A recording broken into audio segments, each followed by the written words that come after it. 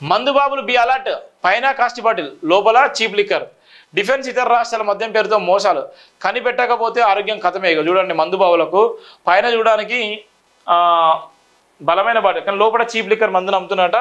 మరి లిక్కర్ ఇంత దారుణంగా మోసాలకు గురి చేస్తుంటే మరి చాలా వరకు ఆరోగ్యాలు కూడా కరగకపోతే మరి దీని మీద ఎక్సైజ్ శాఖ ఏం చేసింది, ఏం తాను కలిసిందంటే ఇలా ఎక్సైజ్ శాఖ కూడా అమ్ముడు పోయేటువంటి నేపథ్యం కంటే అందుకనే ఇలా మందుబాబులు ఏ విధంగా ఉన్నారో చూస్తున్నాం ఇలా మన వార్తలు. మనోళ్ళు ఇరగదీశారు. తొలి టీ20 భారత్ కైవాసం, బంగ్లాదేశ్ 7 వికెట్ల తేడాతో విజయం. బంతితో మెరిసిన హర్షదీప్, వరుణ్, పాండ్యా, సూర్య, శంసన్ మెరుపులు. మహిళల టీ20 వరల్డ్కప్లో భారత్ బోని, పాకిస్తాన్పై 6 వికెట్ల తేడాతో గెలుపు. 3 వికెట్లతో సత్తచాటిన తెలుగు అమ్మాయి అరుంధతి రెడ్డి. సెమీశాసల సజీవం. మిల్లల నుంచి రికవరీ ఎలా? ఒక్కో రైస్ మిల్ నుంచి 70 కోట్ల నుంచి 90 కోట్ల వరకు బకాయిలు. హైకోర్టులో పిటిషన్తో మిల్లర్ల కూరట. డిఫాల్ట్ జాబితాలో చేరిన కొన్ని మిల్లర్లు. ఈసారి మిల్లింగ్ కేటాయింపులపై డెలామా. 20% బ్యాంక్ గ్యారంటీ అడిగిన సర్కారు. కమిషన్ పెంచాలంటూ సంఘం రిక్వెస్ట్. గత ప్రభుత్వం మిల్లింగ్ అవకతవకలు 1,00,000 టన్నుల బియ్యం అక్రమ విక్రయాలు. మరి దీని మీద ఇంత జరుగుతున్నా కూడా ఇప్పటివరకు ఏం చేస్తున్నారు ప్రభుత్వం అర్థం కాలేదు. అన్ని చెప్తున్నారు. గతంలో ఎగిరిచ్చిలు, గతంలో ఈ తప్పు చేసి, ఆ తప్పు చేసి, కాళేశ్వరం తప్పు చేసి, అక్కడ తప్పు చేసి, ఇది మోసం చేసింది, అది మోసం చేసిందని, వీళ్ళు అరెస్ట్ అవుతారు, వాళ్ళు అరెస్ట్ అవుతారని ఎన్నో మాటలు చెప్పినప్పటికీ ఇప్పటి వరకు ఎవరిని అరెస్ట్ చేయలేదు. మరి అవన్నీ ఏమైపోయినాయి, అవన్నీ ఎడిపోయినాయి. ఉన్నటువంటి కొత్తగా ప్రభుత్వం ఏర్పడ్డ సందర్భంలో అడావిడి చేసినటువంటి రేవంత్ రెడ్డి ప్రభుత్వం ఇప్పుడు ఎందుకు మౌనంగా ఉందో ఎవరికి అర్థం కాని పరిస్థితి ఉంది.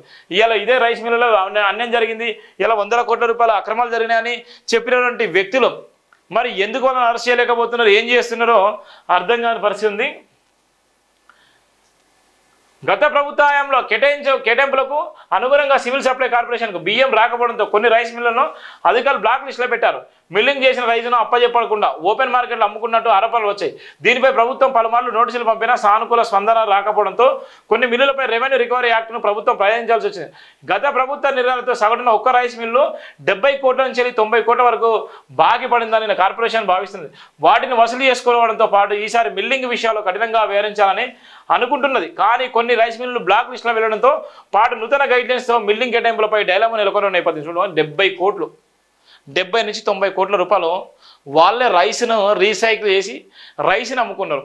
ప్రభుత్వం మరి చేతగాని ప్రభుత్వమా మరి ఏం చేసింది అర్థం కాదు. గత బీఆర్ఎస్ గంతగానో అవినీతి జరిగిన తర్వాత పేదలకు ఇవ్వాల్సిన రైస్ మిల్లును, రైస్ బియ్యాన్ని ఇవాళ ఏ విధంగా దారి తప్పించాలో మనం చూస్తున్నాం. 13 జిల్లాల గ్రంథాలయ సంస్థల చైర్మన్ నియమించిన రాష్ట్ర ప్రభుత్వం ఉత్తర్వులు జారీ. రాష్ట్రంలో 13 జిల్లాల గ్రంథాలయ సంస్థలకు చైర్మన్ రాష్ట్ర ప్రభుత్వం నియమించింది. ఇందుకు సంబంధించిన విద్యాశాఖ ముఖ్య కార్యదర్శి బుర్ర వెంకటేష్ ఆదివారం ఉత్తర్వులు కూడా జారీ చేసిన నేపథ్యం కూడా మనం చూస్తున్నాం. సికింద్రాబాద్ టు గోవా రైలును ప్రారంభిస్తున్న కిషన్ రెడ్డి. బైవీక్లీ ట్రైన్ను ప్రారంభించిన కేంద్ర మంత్రి కిషన్ రెడ్డి. బుధ శుక్రవారంలో సికింద్రాబాద్ నుంచి స్టార్ట్, వాస్కోడిగామా నుంచి గురు శనివారంలో రిటర్న్. ఢిల్లీ తర్వాత సికింద్రాబాద్ నుంచి అధికంగా వందే భారత్ రైలు కూడా కిషన్ రెడ్డి. దేశాన్ని తప్పుదో పట్టిస్తున్న రేవంత్. రుణమాఫీ విషయంలో 2.99 లక్షల మందికి మాత్రమే 1,00,000 లోపే మాఫీ, 50% మాఫీ కాలేదు. సీఎం హరీష్ రావు బహిరంగ లేఖ. వీపు రుద్దమన్నందుకు భార్య భర్త తల పగలగొట్టింది. తల పగలగొట్టి ఆయన కేసు పెట్టేది ఆకుండా పోయినటువంటి నేపథ్యం కూడా చూస్తున్నాం మనం. ఎన్ని అడ్డంకులు వచ్చినా మూసీ ప్రాజెక్టు ఆగదు. నియామక పత్రాలు అందిస్తున్న సీఎం. థేమ్స్ శాంసన్ సబర్మతి తరాల్లో మారుస్తాం. మూసీ పరివారక ప్రాంతాల ప్రజలు ఎప్పటికీ ఆ కంపులను బతకల్లా. నిర్వాసితులకు సర్కార్ అపన్నస్తం.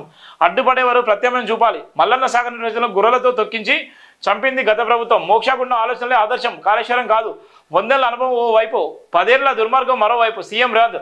1473 మందికి నియామక పత్రాలు పంపిణీ. మూసీలలో వారం ఉండండి. దశాబ్దాలుగా పేదలు అనుభవిస్తున్న కష్టాలు, బాధలు మీకు అర్థమవుతాయి. కేటీఆర్ హరీష్లకు సీఎం హేతు. ఢిల్లీకి రేవంత్ రెడ్డి. నేడు హోంమంత్రి అధ్యక్షతన మీటింగ్. రేపు రాహుల్ ఏఐసీసీ నేతలతో భేటీ. కేబినెట్ విస్తరణ పార్టీ అంశాలపై చర్చ జరిగేటువంటి నేపథ్యం కూడా మనం చూస్తున్నాం. వివక్ష తావలేని విధానం. వివక్షకు తావలేని విద్యా విధానం. SC, ST, BC, minority students ఒకే చోట. ప్రతి అసెంబ్లీ సెగ్మెంట్లో ఇంటిగ్రేటెడ్ రెసిడెంట్ స్కూల్. ఈ నెల 14 లాంఛనంగా 20 చోట్ల భూమి పూజ. 7 నెలల్లో నిర్మాణం పూర్తయ్యేలా ప్రణాళిక. అంతర్జాతీయ ప్రమాణాలతో గ్రీన్ ఎనర్జీ బిల్డింగ్. ప్రతి అసెంబ్లీ సెగ్మెంట్లో 25 ఎకరాల విస్తీర్ణం. వివరాలు వెల్లడించిన డిప్యూటీ సీఎం బట్టి విక్రమార్క. ఇవాళ బట్టి విక్రమార్క గురించి ప్రెస్ మీట్ ఉంది. ఇవాళ ఎందుకోసం చేసిన ఉన్నటువంటి గురుకుల పాఠశాలలు ఏం కావాలి, మరి ఉన్నటువంటి గవర్నమెంట్ స్కూల్లో ఏం కావాలి, ఉన్నటువంటి గురుకుల పాఠశాల గవర్నమెంట్ స్కూళ్ళు వాళ్ళకు ఉన్నటువంటి ఫెసిలిటీ, వాళ్ళకు ఉన్నటువంటి అవకాశాలు మరి ఏం కావాలి. ఇలా కొత్త స్కూల్ తీసుకొచ్చి ఇలా కొత్త ప్రభుత్వం వచ్చిన తర్వాత ఇలా మీ మార్కు కోసము ఇలా ఉన్నటువంటి విద్యా వ్యవస్థను పక్కన పెట్టేసి ఇలా కొత్త విద్యా వ్యవస్థను తీసుకొస్తుంది. ఎవరి కోసం అవి? ఎవరి లాభం కోసం, ఎవరికి నష్టం కోసం? చెత్త ప్రభుత్వం అంటే చెత్త ప్రభుత్వంలో ఉంది.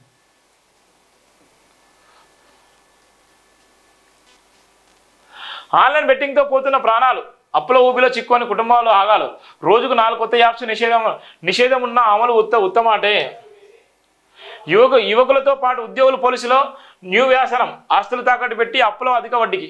యాప్లోని బెట్టింగ్ గేమ్స్లో ఉన్నదంతా పోగొట్టుకొని పీకలతో కష్టాలకి వేధింపులు భరించలేక పెరుగుతున్న ఆత్మహత్యలు. పిల్లలు చేసే అప్పులకు తల్లిదండ్రులు కూడా సూసైడ్ చేసుకునే నేపథ్యం ఉంది. చాలా జాగ్రత్తగా ఉన్నటువంటి నేపథ్యం ఉంది.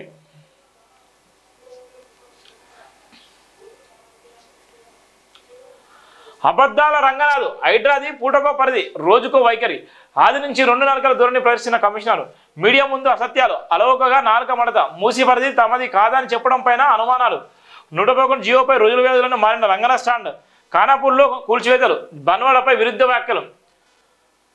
రాజకీయ నాయకులు అబద్ధాలాడతారంటే, వ్యాపారవేత్తలు నాలుక మడత వేస్తారంటే జనబౌల్యంలో ఓ నమ్మకం ఏర్పడింది. ప్రభుత్వ అధికారులు ముఖ్యంగా ఓ ఐపీఎస్ నోటి నుంచి అబద్ధాలు వేయడం పరిశీలనలు విస్మరణపరిచింది. Hyderabad digital response and asset protection ఏజెన్సీకి కమిషనర్. ప్రభుత్వం ప్రజల మధ్య వారధిలో ఉండాల్సిన అధికారి ఏవి రంగనాథ్. అబద్ధాలు ఆడటం ఎంతవరకు సమంజసం? ఆయన అలవోకగా అబద్ధాలు ఆడుతూ పూటకో పరిధి వర్ణిస్తూ రోజుకో వైఖరి ప్రదర్శిస్తున్నారు.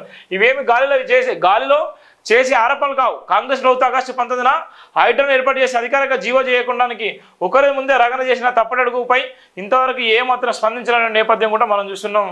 ఇది ఉన్నటువంటి ప్రధానంగా ఉన్నటువంటి వార్తలు. ఇక బీఆర్ఎస్ దీక్షపై పోలీసులు దులం. పెద్దపల్లి జిల్లా గోవర్కన్ చౌరస్తా సింగరేణి కార్మికులు దీక్ష శిబిరాన్ని తొలగిస్తున్న పోలీసులు. సింగరేణి వాస్తవాల వల్ల వాటా కోసం గోదావరికని చౌరస్తాలో బీఆర్ఎస్ టీబీజీకేఎస్ దీక్ష అడ్డుకున్న పోలీసులు. 10 దౌర్జన్యం. టీజీపీజీకేఎస్ కార్యాలయంలో దీక్ష కొనసాగింపు చేసేటువంటి నేపథ్యం ఉంది. ఎక్కడికక్కడ అరెస్టులు గిరెస్టులు జరుగుతున్నటువంటి పరిస్థితి మనం చూస్తున్నాం.